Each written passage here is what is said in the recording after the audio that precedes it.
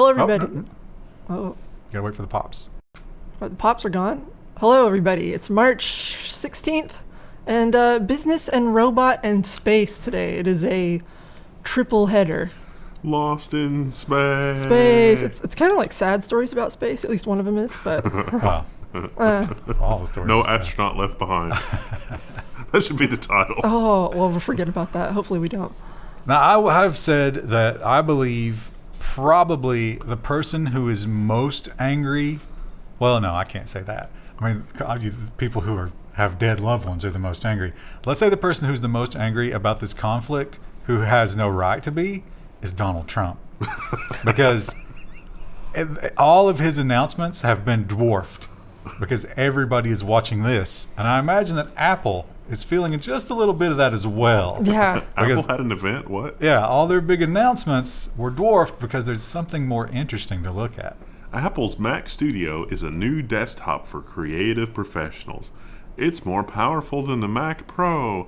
They didn't really provide a lot of details, but what details they did provide, it looks like this tiny little, Box. thick Mac Mini is going to outperform the Intel Xeon 28-core monster machine that costs like $50,000 with the FPGA accelerator card.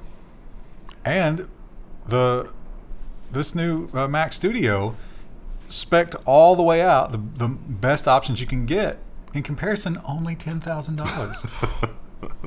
Oh, am I the only one who doesn't really like that form factor? I don't know why. I don't like the way it sits under the monitor. No, I like a big giant case because Yeah. eventually I'm going to have to stuff a bigger video card in it. Just stuff more crap into it. No, Apple wants you to throw this away in a year or two and get something else. But Apple did announce the M1 Ultra, which I love the name of this thing because it's one character Yeah. away from a terrible government program that we did that you should look into. But this thing is amazing because they kind of just glued together two of the other M1 chips, and it seems to be twice as fast. How did that happen? Apple announces new flagship M1 Ultra desktop processor for its most powerful computers. The M1 gets an even more powerful variant. Now, okay, it's twice as many cores, it's twice as fast. The scaling did work really well. Yeah, that's great. But They just literally stacked one on top of the other one. yeah, there's no single core performance improvement here, none whatsoever. And only 128 gigs of RAM maximum. Now, they claim somewhere in here, it just seems insane that this was going to compete with high-end, it's going to have a comparable GPU performance to the highest-end discrete GPUs. Are they talking about the 30 series? Yeah. I don't believe that. I think that that's going to be for like encoding and stuff like that. I don't think that's going to be for gaming. Does anyone really game on No Apple? ray tracing on that? No.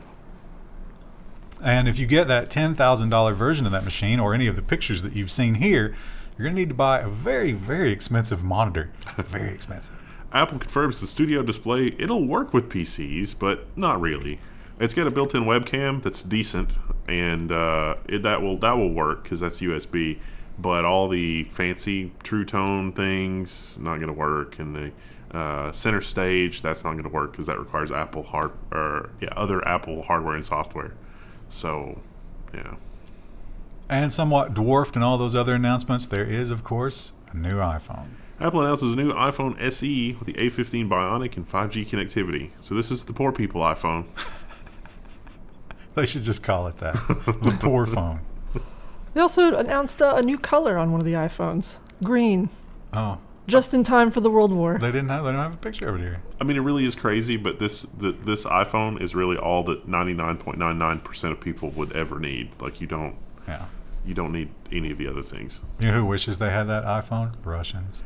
I really wish the iPhone SE was also more repairable. That would be a nice That's true of any phone. thing that, well, I mean, on the iPhone SE, it's like, oh, cost minimization is kind of the thing here. It's like, all right, let's make it modular and repairable. Who cares if it's thick as a brick? I think some people would care. Yeah. The influencers would care. And you are foreshadowing because Apple and all the other big tech companies were graded. Guess who came in dead last? Apple, Microsoft, and Google all received poor grades on repairability report card.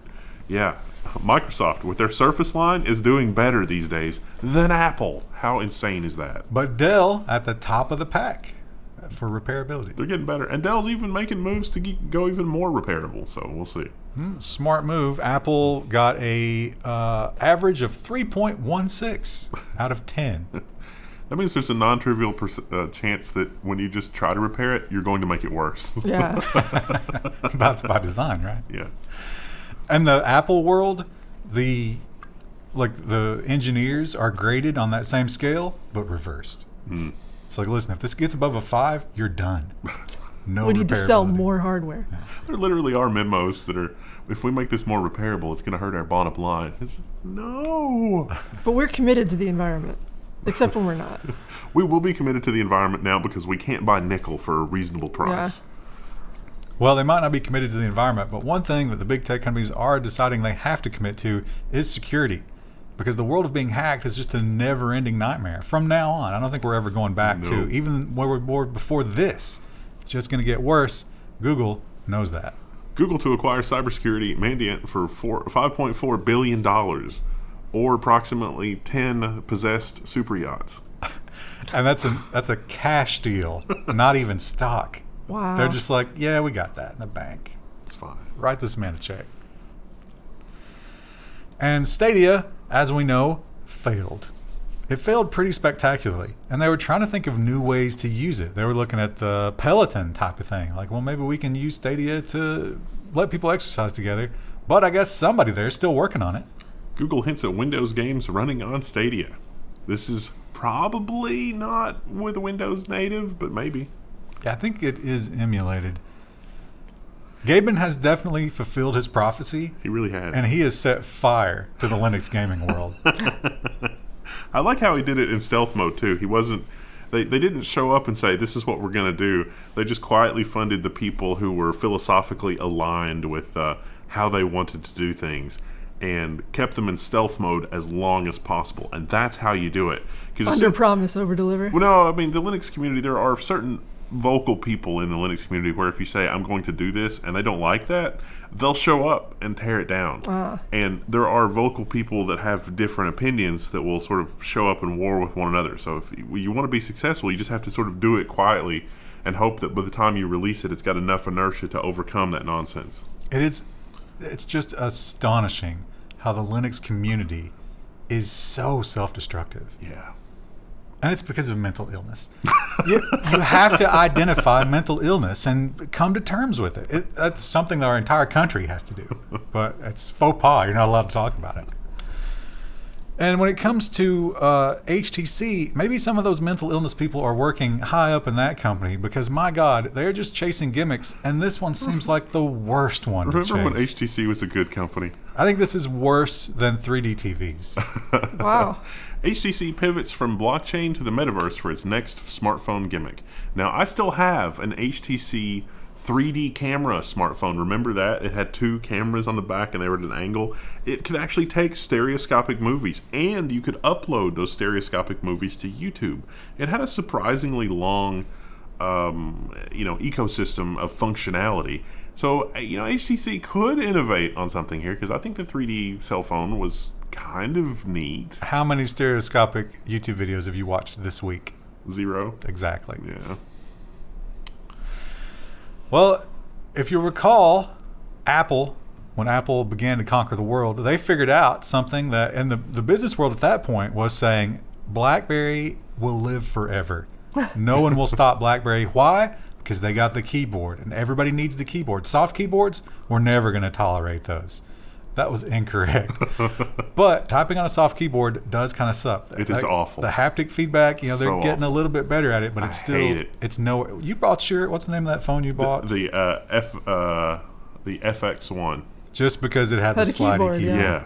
I think you gave up on that eventually. It was not great. Yeah. It was not a great keyboard. But you paid a bunch of money just for the keyboard. Yeah. That's how important it is, and that's why it's important to fix that problem. Your brain is fooled into feeling shapes and textures on this temperature-changing touchscreen. So maybe this would give you a little haptic feedback about where the keys are, and your finger will be like, oh, that feels like a key, even though there's no key there. Seems like that's going to be battery intensive. Yeah. Yeah, converting all that energy to heat. Yeah. Will that be like a prepper thing? It's like get a phone that has this so you can warm up your fingers in the apocalypse. I don't think that's the most efficient way No. to warm your fingers. It's funny. I still use the FX Tech 1. I still use it when I'm trying to fix something. Like if I need a remote terminal, or if I need to take something with me, like behind a server rack or something, and I'm like fixing the server remotely. That's when I'll use it. But it's very hard to use your thumbs. It's much more usable when it's on a desk. But that's what I really liked about the T-Mobile Sidekick and the BlackBerry, is that you could use the thumb orientation, and it worked well. And they did not plan for that on that phone. Well, the cloud world, cloud hosting is everything. That's really going to be the big problem, right, with the Russian piracy. Yeah. Because so much of it is just in the cloud anymore, and you can't really steal that effectively. But the clouds keep shifting. Like the airplane maintenance manuals. Those are in the cloud.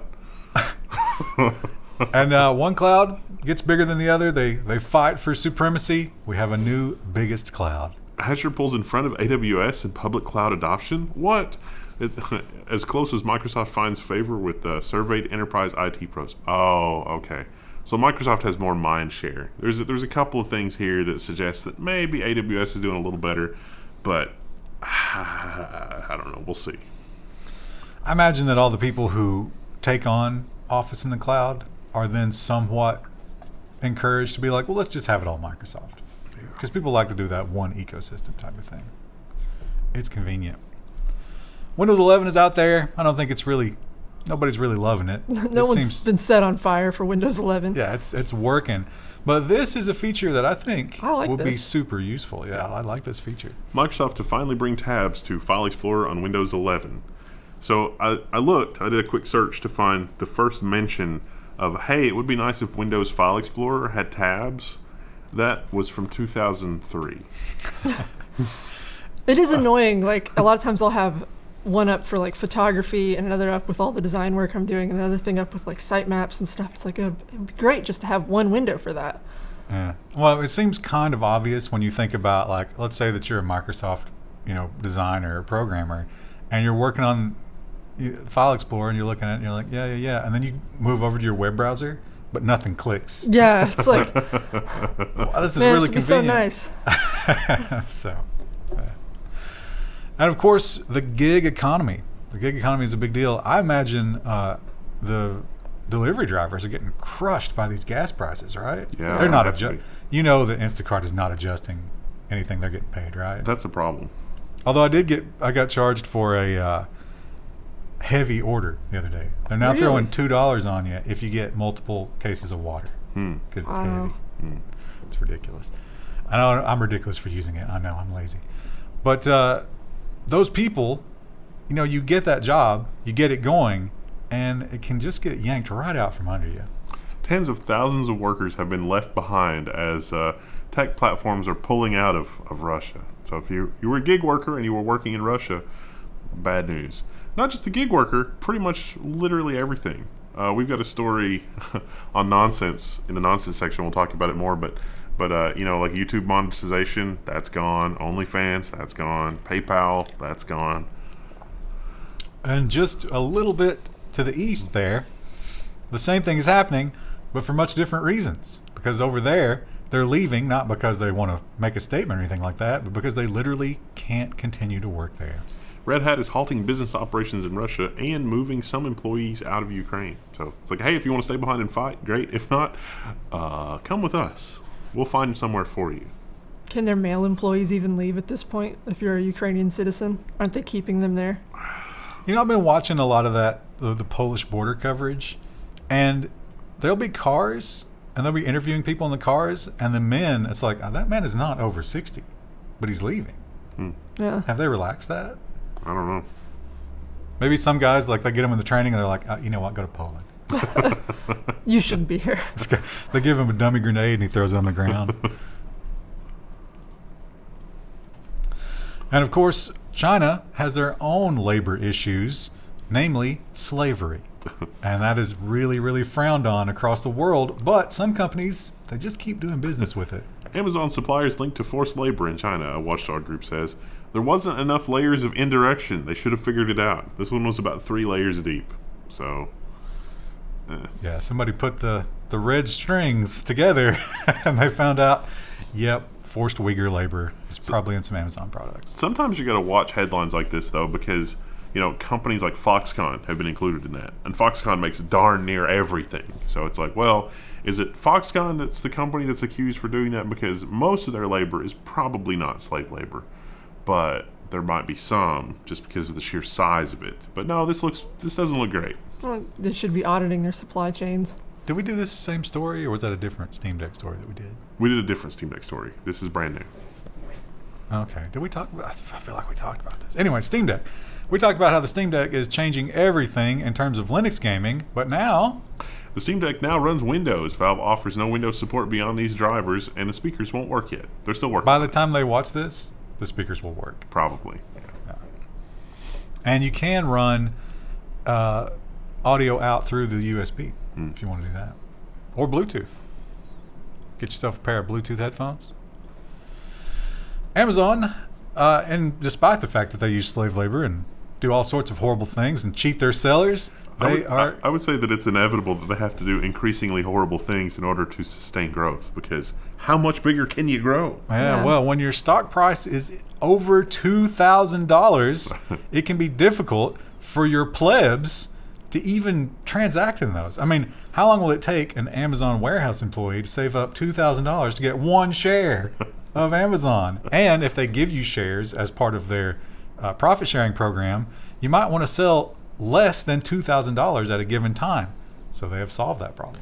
Amazon board approves a 20-to-1 stock split, and it's the first since before the dot-com bust. There's a helpful graph in this article that tells you just how bananas the Amazon growth is. It's like, what, 3,500%? Oh, where did the graph There's go? no graph. Is there a link to it on like Twitter or There something? totally was a graph somewhere here.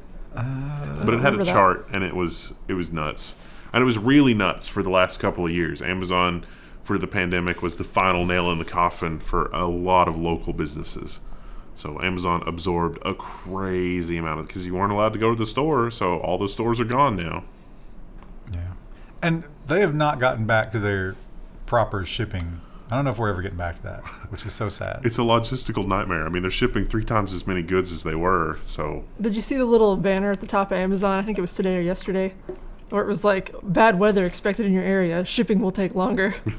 I was watching that. I don't remember the name of the channel, but there's these 2 Russian Anglophiles who have a channel. And, of course, it's super interesting The right guy now. and his wife? Yeah. And they got an Amazon package there.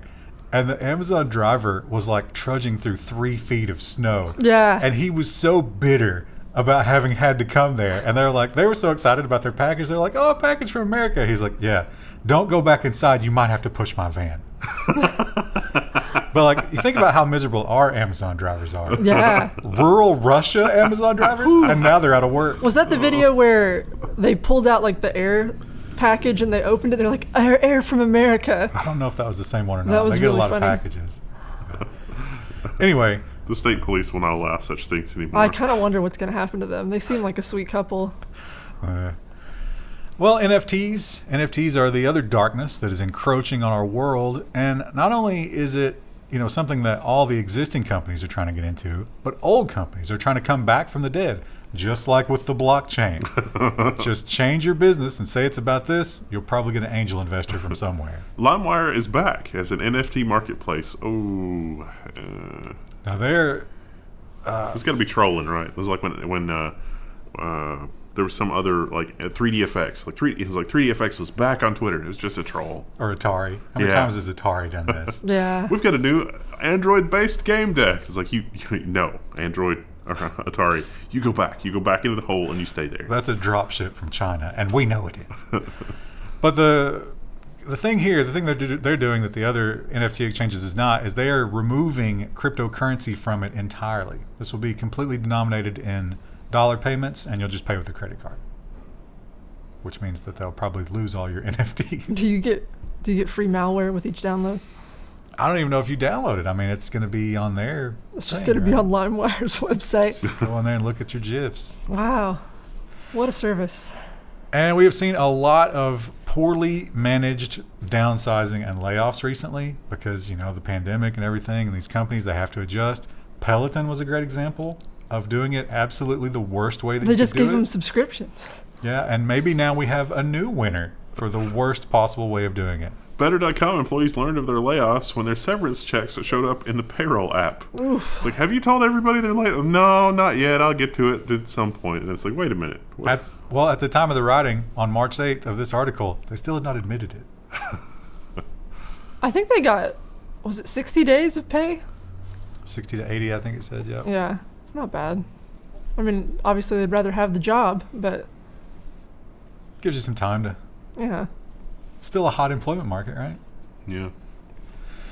Well, we talked... Zelle is one of the buy now, pay later type things, right? I think so. Yeah. And we talked about how, like, the fraud has to be overwhelming in that stuff. And the number of people who just simply don't pay you ever. And you never pay, like, don't make all the payments. Looks like we're right, but no one cares.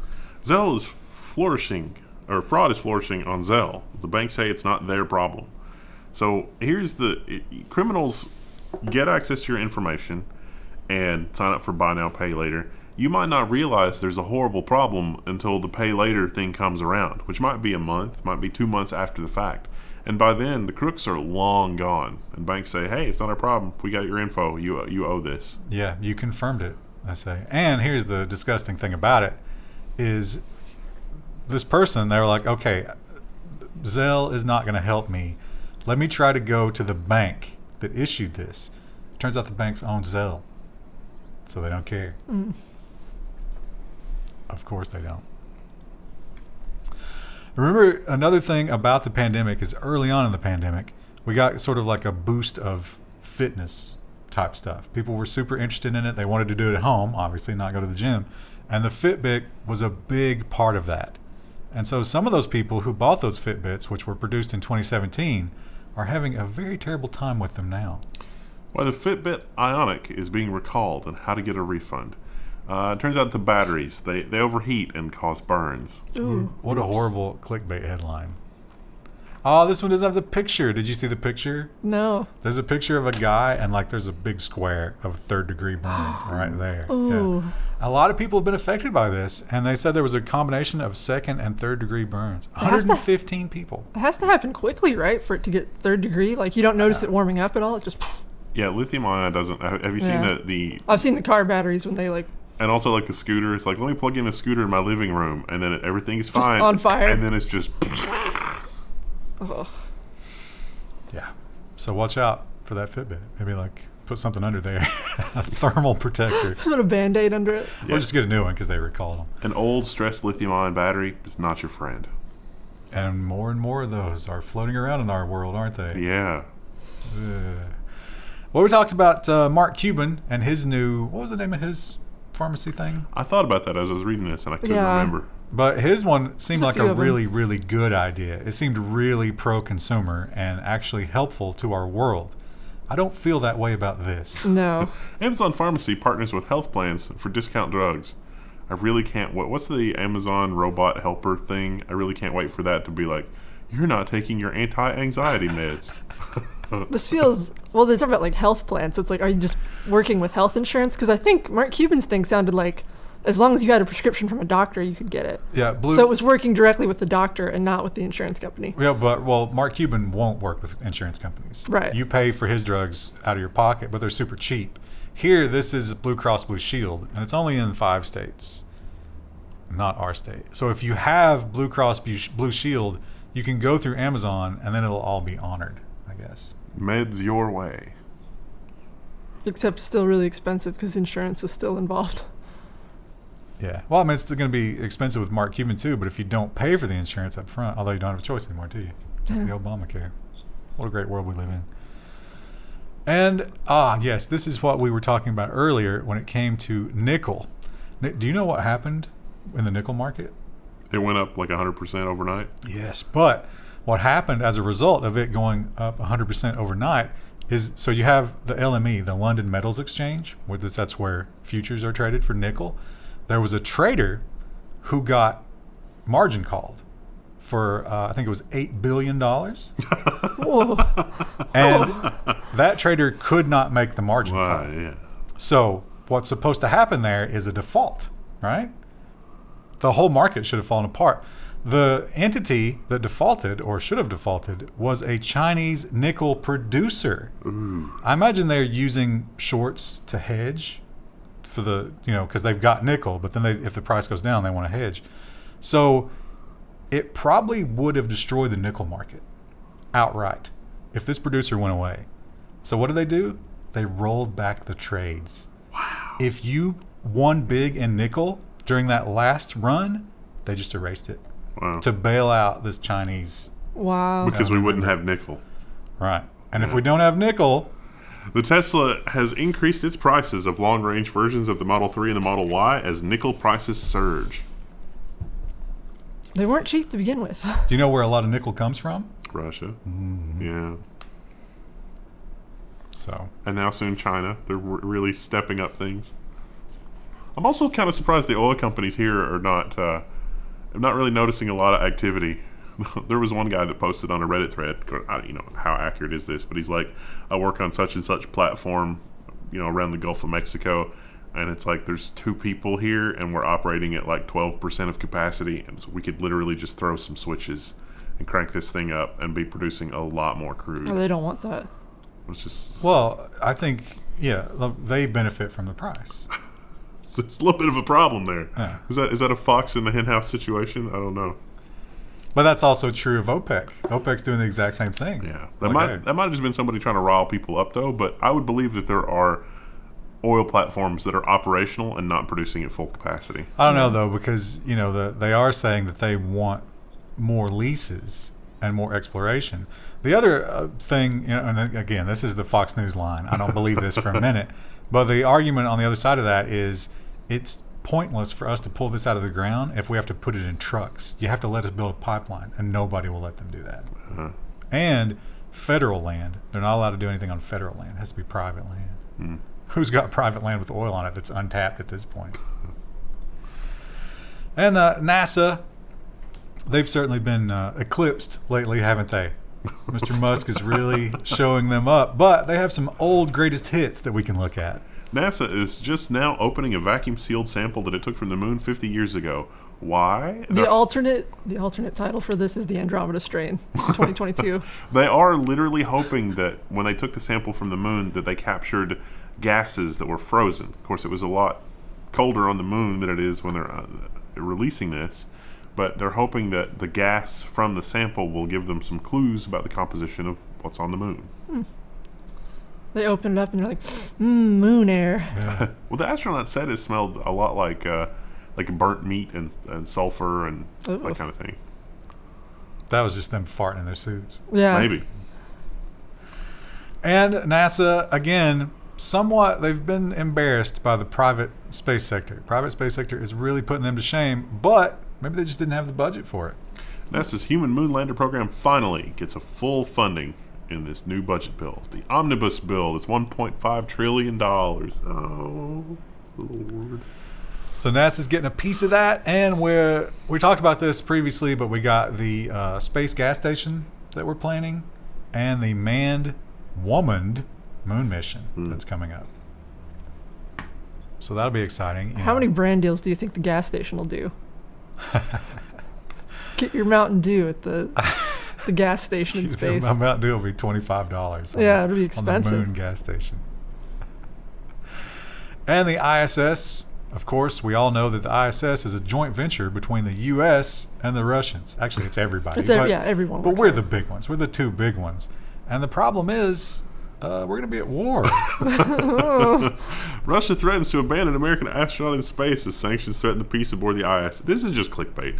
The scientists are not going to do this, and if they are, they'll be rescued by Elon Musk on an American broomstick. But yeah, so they're going to land in Kazakhstan. So it's 2 Russian cosmonauts and Mark Vandy High. Is that how you say that? They were like tweeting against each other. Like the head of the Russian space agency and one of the astronauts. I was like, dude, do not get in a Twitter fight right now. Well, I think a lot of the Russian people are trying to convince Putin. It's like, no, I'm still on your side. I'm still on your side. Don't doubt that for a minute. Don't doubt it, because I'm sure he's having doubts right now, right? Because it seems like there's high-level leaks. Yeah. Yeah. That could be propaganda. But what's not propaganda At least we hope not. I mean, if they can fake war footage on the level that we're seeing, then the truth is dead, right? Right. The truth died with this, because we do see footage of what's coming out of Ukraine, and not all of it is official state footage, thanks to these beautiful people. Ukrainian drone enthusiasts sign up to repel Russian forces.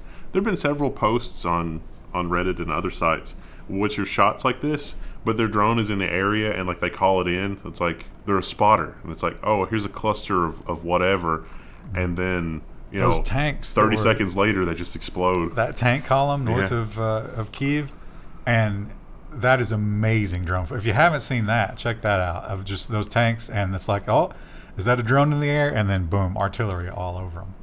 Which also kind of, in my mind, maybe the Russians are just bad at their jobs, but it seemed like laser precision, the artillery they put on that tank column, versus the like, well, it was a mistake that we hit that children's hospital. Yeah. You just can't aim these things. They're all over the road. Yeah, I don't, doesn't track, that's for sure. But what does track is robot cars. They'll track you all over San Francisco, but you will have an unpleasant third wheel. Cruise and Waymo can now charge San Francisco robotaxi rides. So there's rules. There's one stretch of road where they can go 60 miles an hour. Mostly it's 30 miles an hour. And they're still required to have the safety driver. Now, the ones that don't charge you don't have to have the safety driver. But the ones that do charge you, got to have a safety driver. Are you paying for that safety driver? Basically. Yeah.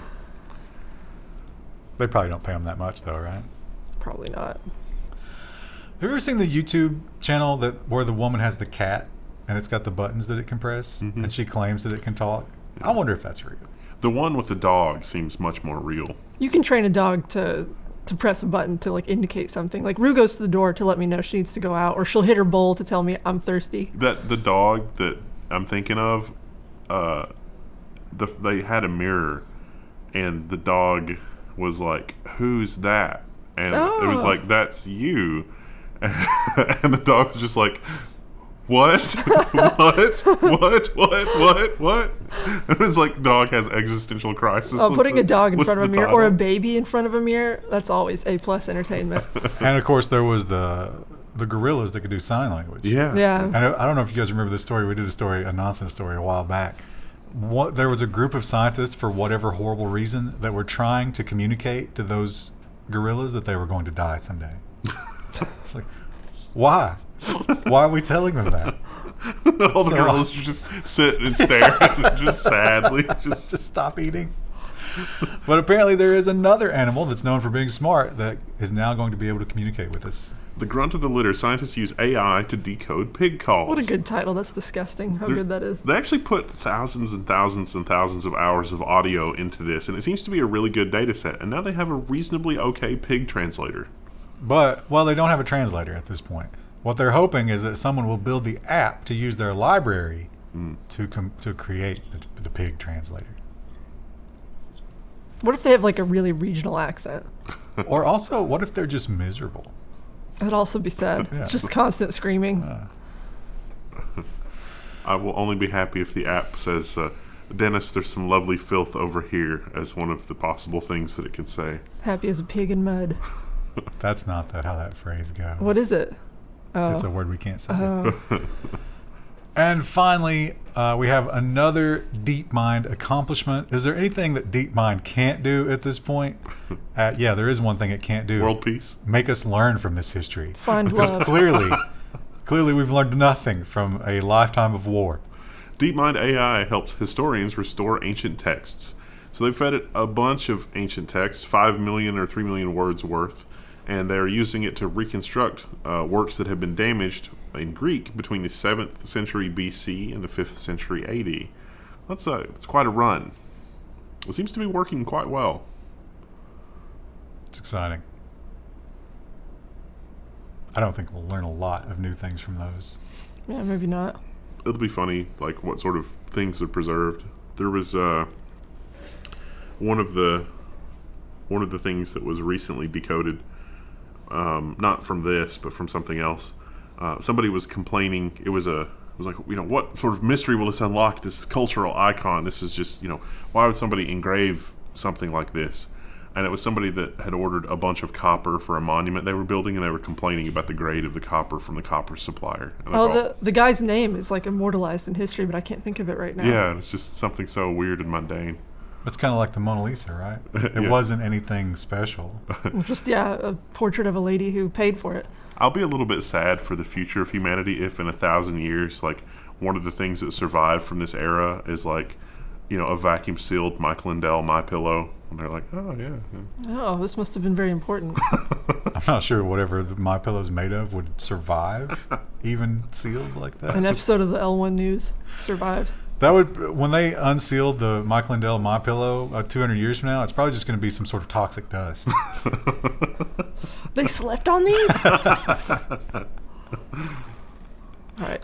We'll see you guys on Friday. And we got so much nonsense on There's Fridays. a lot of nonsense. We didn't even sort it. All right. Bye.